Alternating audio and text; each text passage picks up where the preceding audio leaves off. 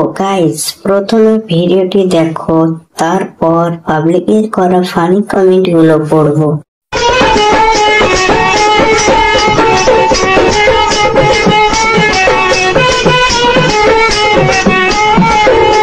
ये क्या है?